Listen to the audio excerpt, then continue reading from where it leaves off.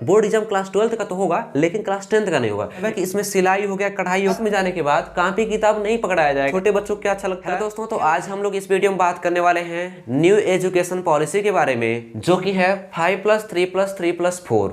क्या है कि हमारी जो गवर्नमेंट है, सेंट्रल गवर्नमेंट है, ये जो एजुकेशन सिस्टम पिछले 35 सालों से चलता आ रहा था, जो कि बहुत ही खराब था, इसे बदलकर एक नई शिक्षा प्रणाली लेकर आया है। यानी कि एक नई एजुकेशन सिस्टम आई है जो कि बहुत ही बेहतरीन है। तो आप लोगों को समझना बहुत जरूरी है, क्योंकि आगे जो भी क्लासेस चलेंगे, क्योंकि अभी मार्च आने वाला है, अब मार्च में एग्जाम्स होते हैं, इसके तुरंत बाद ही अप्रैल से नए सेशन स्टार्ट हो जाते हैं। तो आप लोगों को जानना बहुत जरूरी है कि किस तरीके से इसमें एग्जाम होगा या नहीं होगा। कुछ ऐसे क्लासेस है जिसमें कि एग्जाम ही नहीं होगा, जैसे कि क्लास 10th का जो बोर्ड एग्जाम था, 12th का जो बोर्ड एग्जाम था, या जो LKG UKG नर्सरी और 1 2 थे ऐसे करके, तो इन सभी में एग्जामिनेशन का जो क्राइटेरिया वो चेंज कर दिया गया है, कुछ में तो हटा ही दिया गया है। तो इसके बारे में हम लोग बात करने वाले हैं इस वीडियो में। तो आप लोग इस वीडियो को अंत तक जरूर देखिएगा, आपको पूरी जो नई एजुकेशन सिस्टम है, जो NEP 2020 है, ये समझ में आ जाएगी। तो दोस्तों जो ये न्यू एजुकेशन पॉलिसी है, इसका नाम रखा गया है NEP 2020, यानी कि 5+3+3+4। अब इसका फुल फॉर्म क्या है कि न्यू एजुकेशन पॉलिसी 2020 रखने का रीजन ये है कि 2020 में फर्स्ट टाइम में डिस्कशन किया गया था इस सिस्टम के बारे में, जो 5+3+3+4 है। तो इसमें क्या है कि सबसे जो पहला है वो इंपॉर्टेंट ये है कि जो 5 लिखा हुआ है, 5 क्या है कि 5 का मतलब होता है 5 ईयर्स। यहाँ पे लिखा है 5 ईयर्स। जो 5 ईयर्स वो क्या है, फाउंडेशन क्लास चलेंगे। जो भी बच्चे होंगे जो फर्स्ट टाइम स्कूल जाएंगे, तो उसमें क्या है, फाउंडेशन क्लास करना अनिवार्य होगा। और आप लोगों को ये भी पता होगा कि इससे पहले जो सिस्टम था, तो बच्चे जब 5 साल के हो जाते थे, जब 6 साल में, यानी कि जब 6वें साल में जाते थे, तब जाकर उन लोगों का एडमिशन होता था क्लास फर्स्ट में, जो क्लास फर्स्ट में होता था। लेकिन अब क्या है कि वो हटा दिया गया है और बच्चे 3 साल पे ही है, जब 3 साल के हो जाएंगे तभी से स्कूल उन्हें जाना होगा।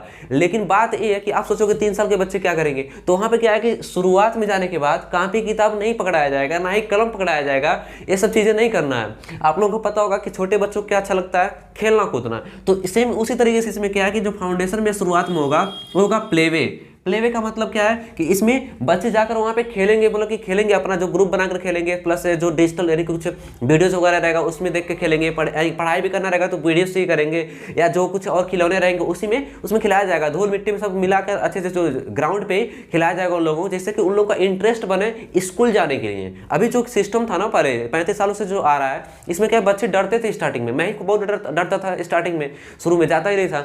लेकिन क्या है कि अब जो बच्चे होंगे ना, वो सुबह को जब उठेंगे तभी वो सोचेंगे कि हमको स्कूल ही जाना है जल्दी खा पी के, क्योंकि वहाँ पे खेलने कूदने को मिलेगा। छोटे बच्चों के लिए वही चाहिए। बस ये सिस्टम कर दिया गया, जो कि बहुत ही अच्छा है कि इसमें आपको कोई भी कलम किताब कहाँ पे कुछ नहीं पकड़ाना है, बच्चों को कुछ बैग वैग लेकर नहीं जाना है, सिर्फ आपको वहाँ पर भेजना है। और वहाँ पे जो टीचर्स होंगे वो सबके सब खिलाएंगे उनको, कुछ फिजिकल गेम खिलाएंगे, कुछ मतलब कि जो कार्टून्स वगैरह रहेंगे उनके साथ पढ़ाया जाएगा, उन लोगों को सिखाया जाएगा इस तरीके से कैसे कैसे क्या किया जाता है। और पूरा वो भी रीजनल लैंग्वेज में, जो लैंग्वेज जहाँ पे रहेगा, जैसे मान लीजिए कोई पंजाब में है तो पंजाबी वहाँ पे बोला जाएगा उन लोगों से, ठीक। अगर गुजरात में तो गुजराती बोला जाएगा, महाराष्ट्र में तो मराठी बोला जाएगा, इस तरीके से, जिससे कि बच्चों को एकदम अच्छे से इजी लैंग्वेज में सीख सकते हैं। क्योंकि जो मतलब कि घर पे जो वातावरण रहता है उसके हिसाब से अगर कोई बोले तो आसानी से कोई भी बच्चा कैप्चर कर लेता है। तो ये सिस्टम है। उसके तुरंत बाद क्या है कि यहाँ पे फर्स्ट एंड सेकंड आएगा, यानी कि जैसे 3 साल का प्लेवे है, 3 साल तो सिर्फ बच्चे खेलेंगे कूदेंगे, कॉपी कलम कुछ नहीं पकड़ना उन लोगों को। उसके बाद क्या है कि फर्स्ट एंड सेकंड में जाएंगे, वो 2 साल का होगा। तो 2 साल का 3 साल का और 2 साल का कितना हो गया, 5 साल का हो गया। फर्स्ट एंड सेकंड में क्या होगा, देखिए ये जो 5 साल है ना, इन सब में कोई भी एग्जाम ही नहीं होगा, परीक्षा होगा ही नहीं कोई। सिस्टम इसमें ऐसा रहिए कि कोई एग्जाम होना ही नहीं है। आप कुछ भी कीजिए, ठीक, कुछ भी पढ़ लीजिए, कोई दिक्कत नहीं है। यहाँ पे एग्जाम आपको नहीं देना है, यानी कि स्ट्रेस एकदम है ही नहीं। यानी कि बच्चों को जो तनाव होता है, जो टेंशन होते हैं एग्जाम्स की शुरुआत से ही, तो वो सब लेना ही नहीं है। तो ये सबसे अच्छी बात है। अब जो इस सिस्टम का सेकेंड स्टेज है वो है 3 ईयर्स का, और 3 ईयर्स को हम लोग बोलेंगे प्रिपरेटरी। और प्रिपरेटरी में क्या क्या होगा, ध्यान दीजिएगा। जैसा कि मैं बताया हूँ कि इसके पहले वाला जो 5 ईयर्स था उसमें क्लास फर्स्ट और सेकेंड पढ़ाया जाएगा, प्लस 3 ईयर्स की जो प्लेवे है स्टार्टिंग में वो किया जाएगा, यानी कि सिखाया जाएगा। अब इसमें क्या है कि 3 से स्टार्ट होगा, क्लास 3, 4th और 5th, ये 3 सालों में यहाँ पे 3 से लेकर 5 तक का जो क्लास है इसको पढ़ाया जाएगा। इसमें क्या है कि स्टडी स्टार्ट हो जाएगा, यानी कि पढ़ाई करना जैसे होता है कि नोट्स बनाना प्लस जो बुक्स वगैरह लगते हैं सबके सब यहाँ पे स्टार्ट हो जाएंगे। और प्लस एक्टिविटी भी कराया जाएगा, अलग अलग क्यूज कराए जाएंगे, गेम्स कराए जाएंगे, जैसे कि बच्चों की जो हुनर है वो निकल सके, यानी कि सामने आ सके। जो भी हम लोग उसके पास मतलब खुद का जो स्ट्रेंथ होगा, जैसे किसी को क्रिकेट खेलने में होता है, किसी को फुटबॉल खेलने में होता है, किसी को मतलब कि सिंगिंग में होता है, तो इन सभी चीज़ों को यहाँ पे स्टार्ट कर दिया जाएगा इसमें से। उसके तुरंत बाद क्या है कि लैंग्वेज, जो कि बहुत ही अच्छा कर दिया गया। लैंग्वेज में क्या है कि रीजनल है प्लस अदर है। रीजनल का मतलब क्या होता है कि जो जिस क्षेत्र में रहता है, जैसे कोई अगर पंजाब में रह रहा है तो पंजाब का लड़का पंजाबी में सीख सकता है क्लास 3, 4th और 5th का कोई भी सब्जेक्ट। अगर उसके साथ साथ में कोई अगर अन्य लैंग्वेज लगाना है तो आप लोग हिंदी लगा सकते हो या इंग्लिश लगा सकते हो, डिपेंड करेगा स्कूल पे कि स्कूल वाले क्या चाहते हैं। अब क्या है कि एग्जाम स्टार्ट हो जाएगा। इसमें जो लास्ट पॉइंट इसमें क्या है कि एग्जाम स्टार्ट हो जाएगा। जैसे कि बताया कि फर्स्ट और सेकंड में एग्जाम नहीं होगा उसमें, लेकिन यहाँ से एग्जाम यानी कि क्लास 3 से एग्जाम लेना शुरू कर दिए जाएंगे स्कूल द्वारा। तो एक कुछ पॉइंट्स थे जो कि है 3 साल का जो सेकेंड स्टेज था, यानी जिसे हम बोलते हैं प्रिपरेटरी। तो अब जो थर्ड स्टेज है वो है मिडिल स्टेज, और ये भी है 3 ईयर्स का यानी कि 3 साल का। और एक ऐसा स्टेज है, अगर मेरे अकॉर्डिंग देखा जाए तो अगर इंडिया में लागू हो गया तो इंडिया नंबर 1 पे जा सकता है पूरे देशों को छोड़ के, अमेरिका को छोड़ के, चीन को छोड़ के, क्योंकि एक ऐसा स्टेज बनाया गया है जिसमें कि जो बच्चे अगर क्लास 6 और 8 अच्छे से पास कर लिए ना तो उनके पास कुछ ना कुछ स्किल रहेगा, कुछ ना कुछ गुण रहेगा, जिससे कि वो लोग कमा सकते हैं, खा सकते हैं अच्छे तरीके से और बढ़िया तरीके से। कैसे कैसे देखिएगा इसमें क्या है कि मिडिल स्टेज वाले में 3 ईयर्स है यानी कि 3 साल पढ़ाया जाएगा। इसमें सबसे पहली इंपॉर्टेंट चीज क्या है कि यहाँ पे 6 रहेगा, 7 रहेगा, 8 रहेगा, यानी कि जो क्लास 6 और 8 है ये 3 सालों में यहाँ पे कराया जाएगा। इसके पहले 5 तक था। अब क्या सेकंड क्या है कि कंप्यूटर अनिवार्य है, कंप्यूटर आपको पढ़ाना ही है, क्योंकि कंप्यूटर का जो देखते होंगे कई लोग तो जो कंप्यूटर कोर्स करते हैं इस टाइम पे, तो कंप्यूटर यहाँ पे 6 और 8 में अच्छे तरीके से पढ़ाना है और उसको ऐसे प्रैक्टिकल नॉलेज देना है जिससे कि वो बच्चा आसानी से वो मतलब कि कंप्यूटर चला सके और कुछ काम करना हो तो कर सके।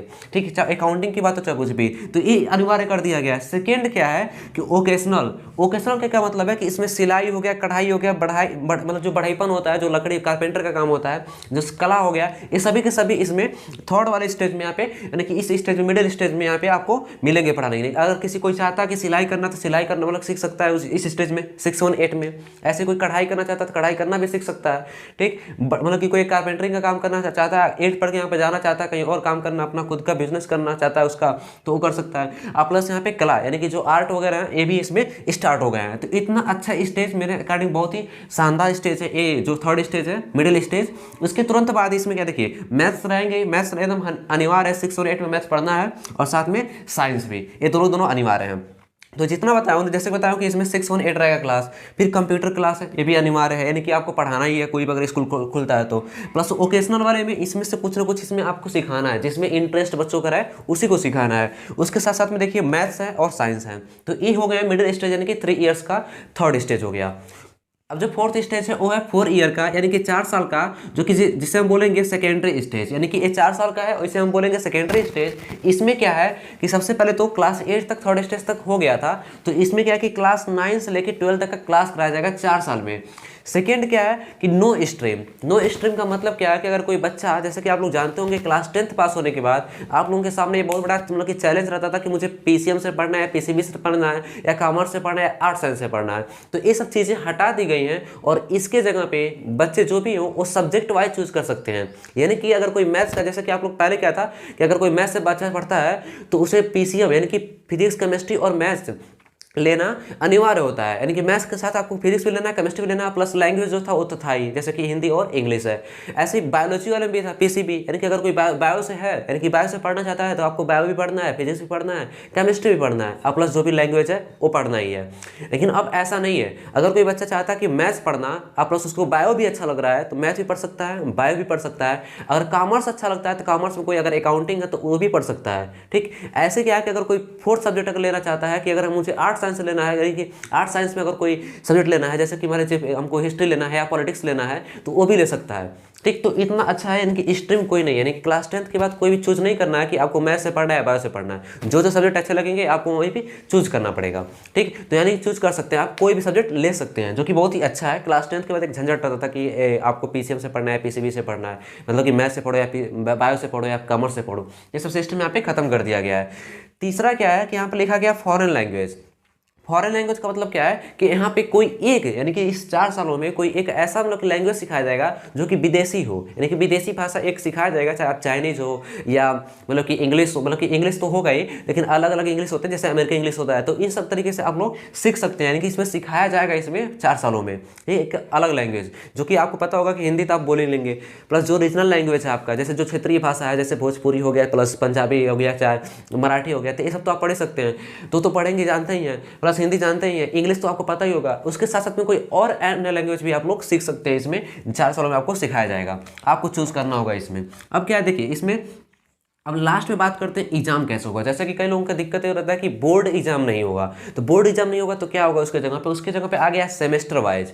और सेमेस्टर बोर्ड एग्जाम क्लास 12 का तो होगा, लेकिन क्लास 10 का नहीं होगा। लेकिन जब क्लास 10 का नहीं होगा तो सेमेस्टर वाइज हो गया। अब सेमेस्टर वाइज हो गया तो आसान नहीं है, उससे भी कठिन हो गया, क्योंकि इसमें क्या है कि अगर एक साल में 2 अगर सेमेस्टर वाइज होते हैं, यानी कि 2 सेमेस्टर होते हैं एग्जाम, तो क्या है कि सबसे फर्स्ट सेमेस्टर में अगर आप पढ़ेंगे नहीं, जैसे मान लीजिए कि अगर अप्रैल से स्टार्ट किए और आपका जुलाई में अगस्त में आपका पेपर है, तो एग्जाम अगर फर्स्ट सेमेस्टर का हो रहा है, तो अगर आप एग्जाम दिए और उसमें फेल हो गए तो आपको फिर पढ़ना पड़ेगा, यानी कि अप्रैल वाले से, यानी कि फिर स्टार्टिंग करना पड़ेगा आपको, फिर स्टार्ट। जब तक आप फर्स्ट सेमेस्टर पास नहीं करेंगे तब तक आपको सेकंड सेमेस्टर में नहीं जाना है, जो कि बीए वगैरह में अभी लागू हो गया पूरा।